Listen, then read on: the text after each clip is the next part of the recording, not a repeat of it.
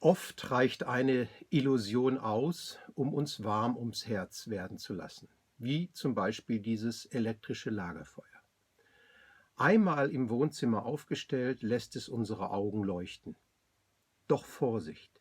Wie bei allen Gerüchten ist auch hier ein Funken Wahrheit daran. Und dieser Funke lässt es manchmal aus dem Ruder laufen. Einmal überhitzt fackelt es ihre Bude ab. Und wenn dann weißer Qualm aus ihrem Fenster aufsteigt, meint ihr Nachbar vielleicht nur, dass ein neuer Papst gewählt wurde und nicht die Feuerwehr anruft, weil er doof ist. Also nicht übertreiben mit der Stimmung.